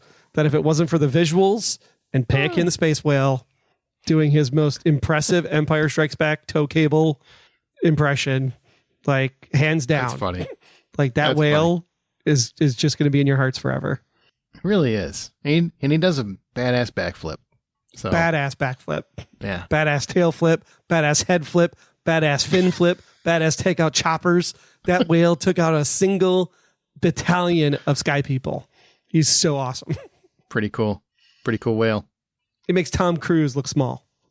Oh, wait. Tom Cruise is and small. That's saying something. Yeah. Try watching the movie Reacher and then watching the show back to back. That'll really make him look small. All right. Now we move on to Best Actor. Remember, we don't do male or female. We just do actor. So, Troy, Best Actor. Best Actor for me this year in movies. Man, it's a hard one. But I think I'm going to give it to Viola Davis for The Woman King. That's a good pick. Yeah. She's Great wonderful. pick. Viola Davis doesn't need any accolades. Whatever. She's a fantastic actor across the board in everything she does. But this is what Wakanda Forever needed, was this type of connection to that spiritualness of the tribe and fighting for what we believe in. And it just really a fantastic performance. And hopefully it extends into the Oscar for her. I hope so. She deserves a nomination for sure. For sure. But who should win the Oscar is my pick. So I'm just saying, best actor. Danielle Deadweiler, who you probably have never heard of. She's done lots of stuff, but she's more an actor I didn't really know very well. But she's the star of Till, which is about Mammy Till Mobley, the mother of Emmett Till, who was brutally murdered due to a white woman asserting that this boy flirted with her. It's a true story. It's a tragic story. And I know everybody wants to talk about how bitching Austin Butler's Elvis is, or how Brendan Fraser is magnificent in The Whale. But this is the performance of the year as far as I'm concerned, because the strength, the ferociousness, the humanity, the pain, the bravery, the integrity, and the sheer brilliance of Deadweiler's performance as Mammy, I don't think can be understated. The term heroic, I think, is often wasted a lot, but Mammy was heroic in real life, and Deadweiler captures the strength of this phenomenal woman 10 times over as she's trying to not only just deal with the death of her son, the absolute murder and humiliation of her son, and the destruction of his body, but also refuses to just walk away and let the world ignore his death. It's a truly haunting and captivating performance, and she was fantastic. That was a very good description too, to support your pick. Thank you. All emotional. Mine is less impactful, but she was just really awesome, and I just couldn't not give this to her because, for one, we all knew that she was a wonderful actress or actor, but what we didn't know is how much she could give us in an action performance, in an emotional performance from the perspective of a mother. And that is Michelle Yeoh for Everything Everywhere All at Once. Mm-hmm. I felt like everything that they wanted to draw out of me, it emotionally came from her character, came from her performance, where she really made the audience align their emotions with hers. You know, when she was sad, we felt sad with her. When, there was conflict and tension, we felt that conflict and tension in us too. And just, the story that supports her role and the complexity to her character definitely adds to it. But all around, this was by far the best performance I had seen all year. Very good. Good pick. Well, we all had great choices. No whales to be found. So not in this category anyway. Not in this category. Best specific moment in the film. This is your favorite moment in a film all year long. I know you guys are getting really tired of me bringing this up. So I'll be very quick. Scarlet Witch, when she is being told that she needs to consider being reasonable, and she says, "You have no idea just how reasonable I have been." And like the ferocity, I think that's a word, just how intense that moment was, that line, that delivery, and the impact that it has, but also what that signifies. Like when you think about her character and the trauma and turmoil that she's been through as a woman, as a mother, as a wife, and everything that she had to get through to get to this point where she literally couldn't even see her deceased husband's body. They were just like ripping him apart. When you put the humanity into perspective of what that's like for someone, for her to kind of, just create her own little magical world and exist in that for some time in WandaVision, and then to come into Doctor Strange where she's like, I am tired of pleasing you guys. I'm tired of restraining myself. I'm tired of, if I do something, then she's a crazy woman. And that's how she's seen, but that's fine to her because she's like, you know what? I'm tired of this. I'm tired of being calm and reserved and of doing things the right way. I don't care anymore. Like you're coming for my family. You're coming for me. And I, on some level, I resonate and connect with that character for that reason. And I think a lot of us do. And I think especially parents would, if they had their children taken away from them in whatever capacity, if you just think about that, you would go to the ends of the earth to destroy everything, if you were in that situation and if you lost your whole family. Absolutely. I don't know if I'd do it for my fictional made up family, but But it's real to her. It's real to her. Yeah, it's real to her.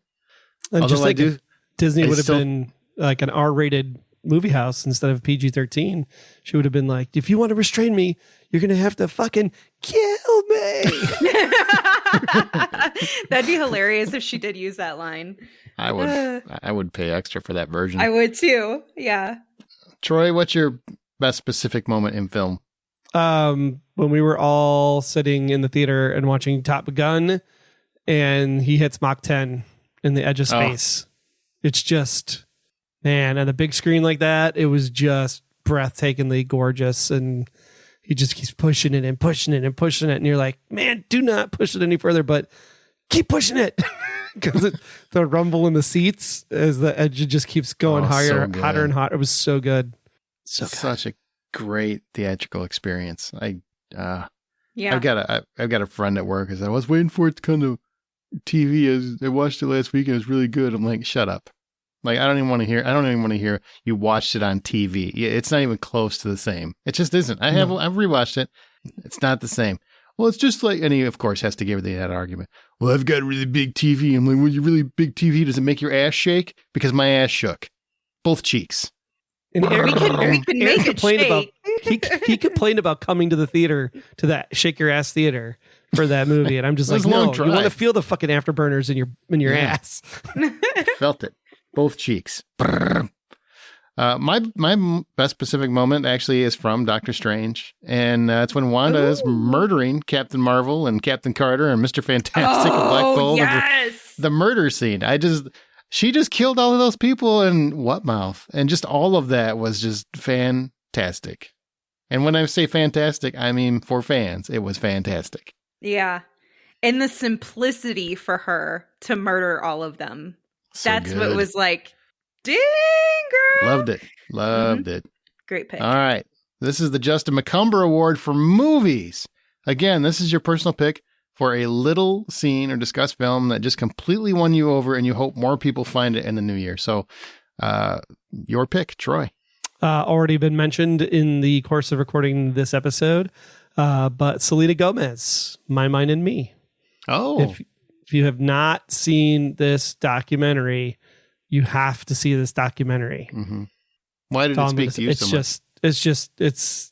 I mean, I know like, oh, she's an actress. Oh, she's, a popular singer. Oh, she's Disney Channel. And it's like, no, like this is a human being. And when you go through the experiences she's gone through in this documentary and just see what she said, it's like, man, so good.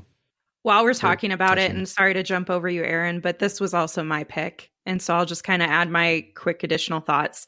I don't feel like I've really ever had a movie that spoke to my internal monologue the way that this documentary did, because and just from a perspective of someone being that vulnerable and putting all of their raw, nitty gritty emotions on screen, moments that people would sell to a tabloid so you could get made fun of, for a year and a half. She's putting on display to help inform people of, what she's gone through and how her mental health has really suffered over the years and what she's endured, in a way to also give us hope and inspire us that things will get better on the other end. But I think the other side of it too is seeing, constantly we hear people who are just, oh, they're celebrities, they're rich, they don't have anything to cry about, they don't have anything to worry about. And one of the things that I feel like I always come back to is they're still human.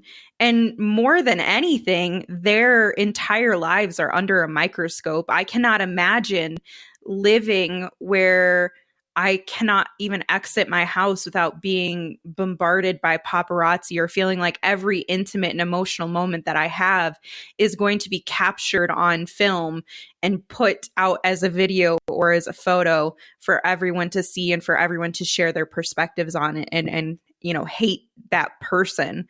And the body image things that she talks about too that contributes to where she's at and mentally is just something that I think the majority of people can connect with in some way or another. It was just one of the most relatable documentaries that I've seen that really, I cried the entire documentary sobbing with her, and it was just so good. Yeah, it's wonderful. The song is wonderful too. My Mind and Me, the song, it's very good. So it is indeed. She's a winner. Mine is a movie called Vengeance.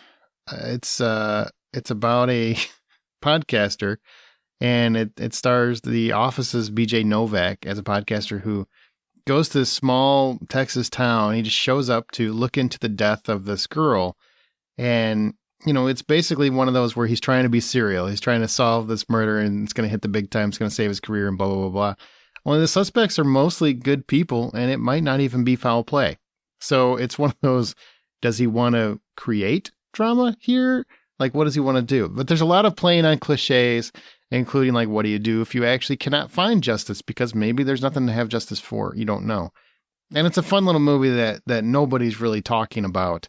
And I definitely recommend it. It's very quirky, which I hate to use that word because it's overused, but it's definitely a very quirky movie. And, it's basically a play on that whole, washed up writer, detective, journalist trying to solve a small town murder, that kind of thing. But this one might not be a murder. It's called Vengeance. Check it out. Okay, so your most disappointing movie for whatever your reasons. Most disappointing. Amanda? Troy, I told you I was coming for you. I told you that I would get my vengeance, speaking of, for the just outright rude comments about Turning Red. The shittiest movie that I saw this year that literally made me want to cancel Christmas because I disliked it so much was Spirited. Shit. Okay. I told you I'm coming for you. Why do you hate this movie so much? The music was garbage. You know what? When we sign actors up and we say we're going to do a musical, let's test it and see if they can sing first of all. I'm with you on that. Second of all, let's make sure that the songs are something that we give a shit about, that are fun, that are like catchy. They acted like they were going to be the next Greatest Showman. I'm sorry, but you are not Hugh Jackman. This is not the way this is going to go. These songs are not going to be played on the radio. These songs are not going to be on repeat on somebody's Spotify or Apple Music. This is just garbage. The only reason that this movie even did moderately okay is because of Ryan Reynolds. And you know what? God bless him. I give him the world. He is wonderful and delightful. But even he, who is so beautiful and talented, could not save Spirited. No, just horrible. Disappointing. I will tell you, Will Ferrell cannot sing at all. Like, not a lick. Honestly, they owe me money. They owe me money for making me watch it. I want a refund. I will agree with you that they should have had better singers. But it is on someone's Spotify. It's on multiple people's Spotify and Apple Music playlists on repeat. Yeah, people just who are record. deaf. Yeah, that's it. I think I just died. Oh, Troy, what's your two words for you, Amanda? Good afternoon. I thought you were going to give me two different words than that. Yeah. Well, they mean the same thing. Yeah. Pretty much. Mine, of course, was probably one of the most marketed movies, very cleverly marketed movies of 2022, and that was Smile. And it was only disappointing for my reasons because of one scene only. If you take that scene out of the movie is probably one of the best movies of the year because it's a great psychological thriller and you don't know what's happening. But this one scene, it's like, oh my God, did that just happen? The very and it end, just right? completely takes you out of the movie. Very end? Was it the very end? The very end. Yeah. I understand what you're The saying. worst use of CGI for the year. Mine's Babylon. I could babble on and on about it, but I'll try to be succinct. It is a movie that has a fantastic performance from Margot Robbie. She is crushing it in every scene. Brad Pitt does really well. And these basically, she's an up-and-coming actress. He's an established actor. And they're both trying to endure the transition from silent films to talkies, which is it's a huge culture shift in Hollywood because it changed the entire dynamic and the kind of stars that were in Hollywood at the time. So it's right up my alley. I love this kind of history. I love this shit. And it's Damien Chazelle who did to La La Land, which I freaking love, and did Whiplash. He's a great director. There are moments in this movie where it's amazing. The first 30 minutes of it is just like one huge orgy Hollywood party that is unlike anything you've ever seen. It's just wonderfully done. But why is this movie an hour longer than it needed to be? It's at least an hour too long. It's 3 hours and 9 minutes for no goddamn reason I can find. Because there is so much stuff I can just look at and say, that should have been cut. That should have been cut. That should have been cut. That should have been cut. That's a stupid plot point nobody cares about. And it's just like on and on and on. And you have all these things where this should have been a masterpiece. And it could have been. It could have been. Still could. Get an editor that's worth a shit. And you would have something wonderful. But unfortunately, when you have a movie where I just want it to be over because they're such stupid, exhausting plot points, that is not a good movie. And that is something that just is excruciatingly disappointing because it could have been great. Oh, just like the actual Babylon, it's just nothing but excess. The same thing he's kind of trying to point a camera to. I'm like, well, edit. So you're not actually doing the thing that you're bitching about. Jesus. He said what he said. Mic drop. Said what it said. But I still think Margot Robbie should be nominated for an Oscar because she gave it her all. She really did. Okay, the top 10. Your top 10, Troy. Let's go. All right, number 10 for my movies this year starts with one of the best Christmas movies to date, which is Spirited. Bullshit! Bullshit it is! From the guys that wrote the music to La La Land, they also wrote the music for Spirited. They fucked up. And Dear Evan Hansen and The Greatest Showman. Number 9 was Glass Onion. I thought it was fun. It was good. It was great and all that fun stuff, but it just wasn't like, wow, like the first one was. Avatar 2 coming at number 8. Seen it before. Great Planet Pandora documentary, but wasn't anything that was just super wow. Avatar Project, that's still coming. The Adam Project, however, was fun. Really had a good time with that one. Doctor Strange, cool. I was pleasantly surprised by this year, and for no other reason other than seeing Xavier back and who could potentially be Fantastic Four lead. Make that happen because that would be freaking awesome. Yeah, that would be cool. And then we saw Nope. Nope was really, really, really, really good. I still think about that damn shoe to this day. I have no idea why it's standing up by itself, and it drives me crazy. So Nope is coming in there. Then Top Gun Maverick at number 4. Really good time. Very similar to the first movie, so nothing really wow there other than the jets. The jets obviously flying were pretty spectacular. Pretty good. Black Phone is my surprise number 3. I thought this was a really well done psychological thriller. I loved the visions that the one kid was having about what was happening and the connection between the two of them. I thought that was a really well done plot point. I thought it was just super good. Bullet Train number 2, so much fun. Could watch it over and over and over again. It's just like we talked about earlier, the effects are awesome. The storyline's funny. The cameos are a blast. Like everything about it is just on point. But it was trumped by one of the best movies probably ever made. Everything, Everywhere, All at Once. Just super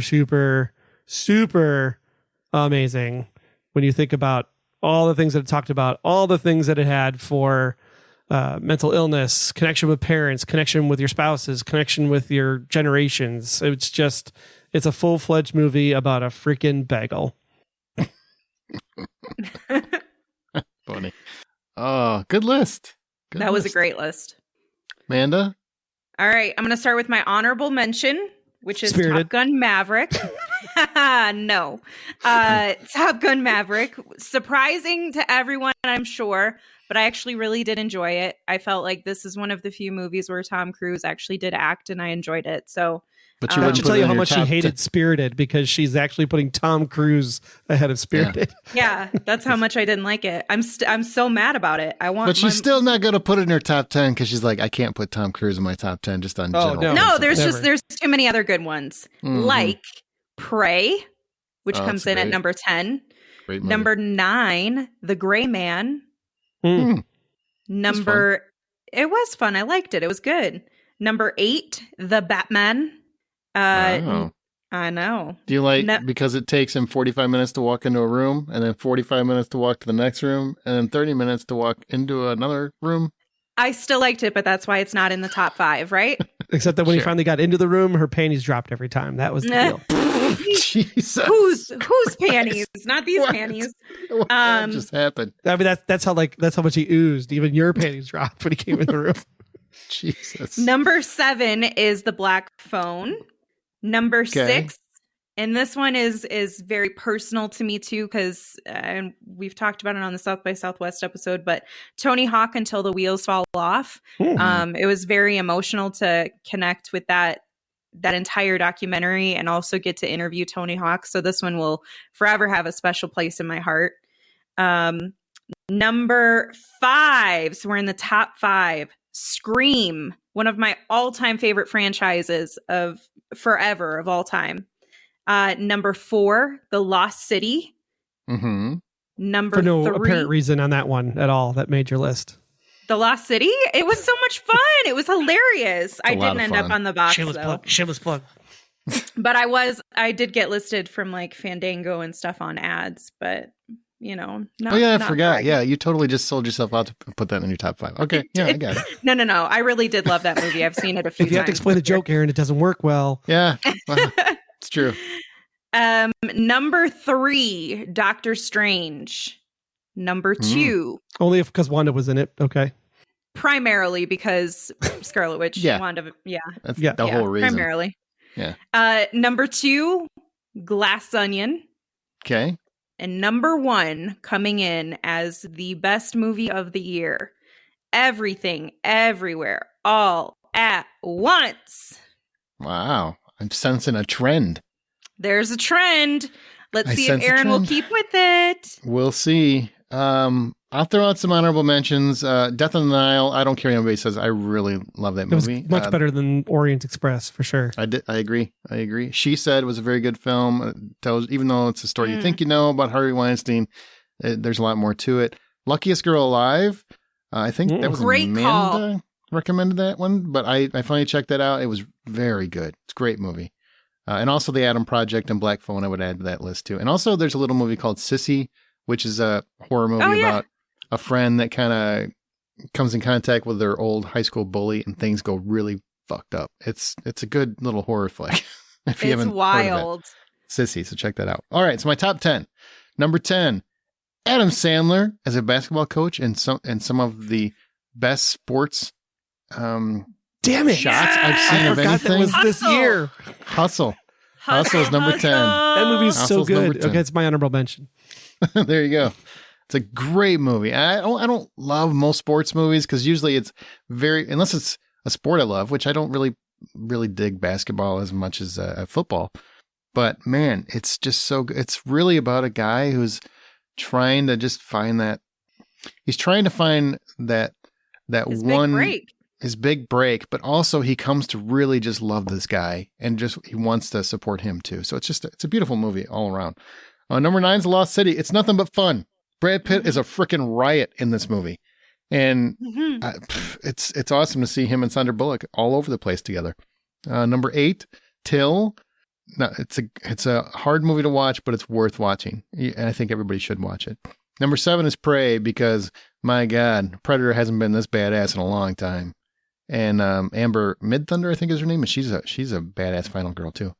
Number 6, The Woman King. Speaking of badasses, Viola Davis. What? She is fantastic. That movie's great. Number 5, my top 5, The Fabelmans. Literally just saw this one because it was one of the few that I had left to see on my gotta see it before we do the awards list. And I was wondering if it would even make my list, and it shot right to the top 5 because not only is it semi-autobiographical in terms of what made Steven Spielberg the person he is and what made him want to be a filmmaker, it also is a story about a family. I mean, his family, but a family in general, and the struggles that they have as they try to embrace their imagination and know when is it time to, live for yourself as opposed to other people. And it's just it's a beautiful story. And it also really captures what it's like to just be entranced with film and trying to be a part of it in some way. And, obviously that speaks very personally to me. And it's just a beautiful movie. And it's probably Steven Spielberg's most personal film, obviously, because he really shines a light, positive and negative, on his own family, which is, I'm sure, hard to do. He's even got one great joke in here when he faces his own bully, which is a true story. And it's just it's really, really clever. But The Fabelmans is worth checking out. Number 4, Bodies, Bodies, Bodies. This is my favorite horror movie of the year, and it's not really a horror movie. It's more a comedy. But there's a lot of horrific shit going on. And it's about a Gen Z hurricane party that goes awry. And people start dying, and they're wondering who done it. And it's really, really funny. It's really dark. And when you get to the end and you're like, wait, what? And then you watch it again. I'm like, wow, that fits. I mean, even if it's a stretch, it fits. It's good. It's good. So check it out. Bodies, Bodies, I Bodies. love how much you love that movie too. Freaking love that movie. I mean, because, they're making fun of Gen Z, but also, also not making fun of them too. Like, not in so much a negative way, just taking the piss out of themselves, kind of. So it works. Number 3, Top Gun Maverick. I don't know what more you can say. The best Tom Cruise has been in years. I feel like he's acting, not just performing. It's the same plot as the first movie. Like, really? It's no different. And why Goose's son has the same ridiculous mustache as his dad, I don't understand. Still, I forgot about the mustache. But so be it. It's a really fun movie, and I think everybody that has seen it has enjoyed it, which is a plus. And in the theater, phenomenal experience. Number 2, Glass Onion. I saw that in the theater twice. Now it's on Netflix, and I've seen it once again. It really, really does hold up. I enjoy it. There's a lot of clever under the table jokes and references. A lot of cameos. Dong is one of the funniest cameos I've heard of in recent years. Google it if you really want to know. But it's my kind of movie. It's a murder mystery with jokes. So I really love it. And Janelle Monáe, I've liked her for years for various reasons, and she gets to shine here as a wonderful actress. Number 1. It's unanimous across the board. Everything, Everywhere, All at Once. The most imaginative, creative, just bonkers film I've seen in forever. They made it for like $25 million, this movie, and it looks like a $150 million movie. Fantastic performances, special effects. It does go on about 20 minutes too long, but I still don't care. I've rewatched it and I enjoy it regardless. The relationship between mother and daughter and as a family and the expectations that parents put on their kids and all this, like all this stuff just really, really works. I mean, generational trauma and generational dysfunction, and you want your kids to do well, but are you putting too much on your kids? And are you being fair to what your parents are doing? It's there's so much going. Hot dog fingers. What the fuck is that about? I mean, there's just so many different things happening. Jamie Lee Curtis giving the best performance, I think, maybe of her career, and just a wonderful movie all around. In every dimension. In every dimension. In every dimension. Why do they get multiverses so much smarter and better than Marvel can? when they've had years a head start, you know? I don't know. But my God, masterful. Maybe there's a multiverse in DC where Ezra Miller is actually normal. Yeah. Maybe he got swapped. Maybe the real Ezra is in another dimension. Yeah, and I mean, to think that Daniels had directed Everything Everywhere at Once, their last movie was about a farting corpse. So, I mean, they have really changed direction. And True statement. They're on to better things. All right, our listener top 10. So this is compiled from everybody that hit us up on Twitter or Facebook or anywhere else. We put them all into one big pile. This is the top 10 film and television for 2022. For TV, number 10, Cobra Kai. Number 9 was The Boys. Number 8, Peacemaker. That should get a special shout out just for that opening dance intro, right? 100%. Number 7, Rings of Power. There you go, Troy. Troy, you sure you didn't make this list? Number 6, Severance. Number 5 is The Bear. Isn't that a cooking? Is it about cooking? I haven't seen this show. Yeah, well, it's more about his character. It's more Okay. the character piece type of show. But he's a similar character to what he was in Shameless. So that's Gotcha. why I think there's a lot of there's a big affinity for him. Lot of love. And yeah. Well, number 4 is Reacher. That was a huge hit. Did not expect it to be as Nice. huge a hit as it was. Number 3, House of the Dragon. Yes. No real surprise there. Number 2, and honestly, it'd be higher up on my list, but I felt like it took too many episodes to really find its footing before it really Agree. caught fire. Number 2 is Wednesday, which is pretty amazing for, first season of a show nobody really thought was going to be great to begin with. And boy, Yeah. did it blow the doors off. And number 1 is Stranger Things, season 4. Of course. Knocked it out of the park this year. Okay, now films. Number 10, The Atom Project. That's cool. I'm kind of surprised by that. Me too, but it was popular. Number 9 is Elvis. Also, thank you. Thank you very much. Number 8 is Prey. Number That one 7. got a lot of love. That's awesome. Dude, this think is it's like awesome. Dan Trachtenberg coming out of nowhere between this and 10 Cloverfield Lane. Mhm. Yeah. I mean, keep an eye on Dan. I I'll think tell he you was last time before I saw him doing this stuff, he was on this network called Revision 3, which was like a pre-YouTube, pre-podcasting television. It was just a weird kind of 3 guys doing weird movie and TV discussions on your TiVo, which you can get in your RSS feed. It was like pre-podcasting. Sounds cool. We're at 7, Doctor Strange 2. Number 6, Avatar: The Way of Water. I think, because when you take it at the end of the year and it's only been out for a couple weeks, I bet you in a few more weeks that'd probably climb a few more spots if we had taken this poll in a month from now when more people have had a chance to see it. That'd probably go down a few spots. I think people love the effects, man. Like it's just It's gorgeous to look spectacle. at. It's just Spectacle. a bad story for 13 years of waiting. I don't disagree with that part at all. Number 5 is Bullet Train. That's way higher than I thought it would be. Number People 4. love Brad Pitt. Well, do you blame him? I mean, No. he's cool. They didn't No, I love him in don't. Babylon because nobody went and saw that movie but me. 4 is the Batman. The Batman. I'm taking as long as I can so I can be at the same pace as his footsteps as every time he walks in a damn room. It takes forever. Number 3, Everything Everywhere All at Once. Oh, wow. I thought that Mhm. would be number 1. Well, it was not. Number 2 is Glass Onion. So Glass Onion trumped Everything Everywhere All at Once. And number 1 is Top Gun Maverick. Of course. Yeah. Those Commercial 80s kids. sellouts.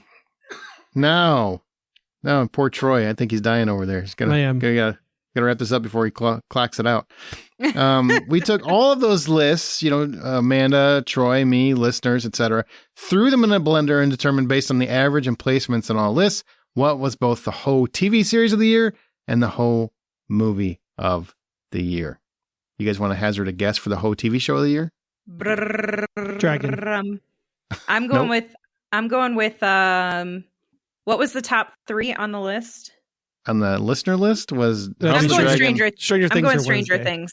Yeah, it's Stranger Things. Stranger Things wins the whole TV show of the year. The whole movie of the year,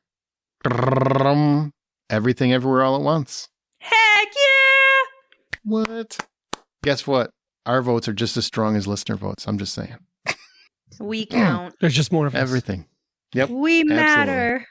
Okay, that is our show. Before we're out the door, though, the whole teachable minute. In 1 minute or less, tell me what was the biggest lesson you learned from 2022, Amanda? Go. Have patience. Think through your thoughts. Don't move across the country twice in a year. Go to the movie theater more often. Those are my lessons for the year. Good advice. Mm-hmm. All right, Troy. Be yourself and enjoy what you like. Be firm in your opinion and don't let others tell you what you should like or do. Yeah, like Spirited. You shouldn't like it, but I won't tell you not to like it. I freaking knew that was coming. All right, don't get too attached to any TV show or movie. If Netflix doesn't cancel it or HBO Max doesn't make it disappear, there's just no guarantee you'll ever see it again. So anyway, just enjoy it for exactly what it is. Let's all use our imaginations more. And when we're left on a cliffhanger, embrace it. Embrace that we, not those savages, we get to decide how those journeys end. That's what we should have taken away from all this cancellation bullshit. We get to decide how it ends, so fuck them. Aaron's coming for his Oscar award with this performance. Is Justified on HBO Max? It is on Amazon Prime Video. By the way, that's the last thing. So we had a bet. Troy and I, long for over a month and a half now. Oh my God, I'm so glad it's almost over. It's over. It's over. It's over. Okay. Avatar already pulled ahead. But the bet was which would make more domestically, not internationally, not overseas, just domestically. Black Panther, Wakanda Forever, or Avatar, The Way of Water. He had Black Panther. I had Avatar. And the bet deciding factor is he has to watch the first season of Justified, which I would say is not really losing. That's winning. Not losing at all. That's like, you're winning. Oh my God, it's magnificent. There you go. It's magnificent. You might even be compelled to keep watching. There's only 6 seasons of it. But Prime Video, it's on Prime. And if it isn't, I will loan you the disc. So I have physical media for that. So anything you guys want to say at the end for 2022? Now that it's gone and we're moving on. Peace out. Okay, he said I'm out. I would like to say thank you to John, Troy, and of course Aaron, for putting up with me and also not having to put up with me, but putting up with not having to put up with me, for doing all of the work that they do for this podcast, to everybody who listens to the podcast, that you still listen and send in your thoughts and everything. Like, we really appreciate that. All of our Patreon supporters, you guys are A1, the best that there could ever be. We love you. And I'm really looking forward to South by Southwest this year with Aaron. What? I want to thank Troy for helping me put up with Amanda and John not being here. And thanks to Stan for filling in all year. Yeah, thanks to Stan for helping out. And thanks to everybody for listening. Always appreciate it. And remember, the next time you head to a theater or sit comfortably on your couch streaming in 2023, buy popcorn. Goodbye. Goodbye. That was still better singing than Will Ferrell. So true, though.